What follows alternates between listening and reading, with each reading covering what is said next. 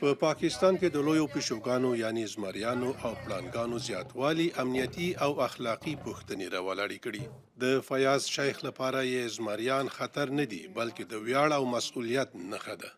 له کوچنیوالي موږ ته کیسې کېدې چې زمریان انسانان خوري، خو دا حقیقت نه دی. زمری درک کوي چې اړتیاوې یې پوره کیږي. که د استراحت لپاره مناسب ځای او منظم خواړه ولري، نو هیڅ دلیل نه لري چې انسان ته زیان ورسوي.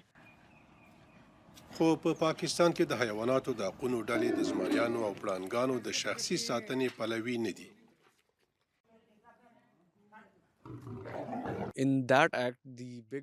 په دغه قانون کې 4 لوی پیشوګانې خوندي بلل شوي دي. تاسو اجازه نه لرئ چې دا حیوانات په کور کې وساتئ.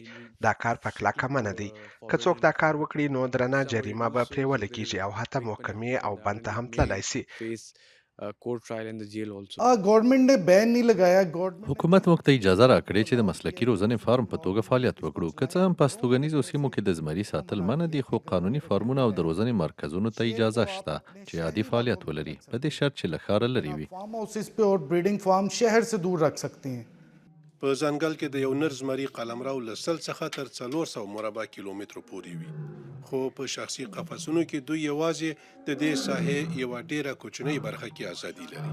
پاکستان کې د څارویو د حقونو فعالان له اوږدې مودې راهیسې د دې کار پر ضد مبارزه کوي او غیر اخلاقي یې بولي. idea of putting animals in captivity for status symbols. یوازې د ځان ښودنې لپاره د حیواناتو بندي کول دا ښیي چې خلک یو ډول ناامني لري. دوی فکر کوي که زمری ولري نو ځان به زورور وښیي، خو دا داسې نه ده. دا یوازې د مقام ښودنه ده. دا حیوانات باید په کورونو کې ونه ساتل شي. هغوی باید په خپل طبیعي چاپیریال کې آزاد ژوند ولري. They're supposed to be in their natural habitat, living a free life. د نیوکو سره سره شخصي ساتونکي ټینګار کوي چې د دوی مرکزونه مهم رول لري او وایي چې دوی له دې لارې له خطر سره مخ حیواناتو په اړه عامه پوهاوی زیاتوي. په ټوله نړۍ کې په تیرو 100 کلونو کې د زمریانو شمیر له 200,000 څخه تر 20,000 پورې راکم شوی، یعنی په 100 کې 90% کمښت.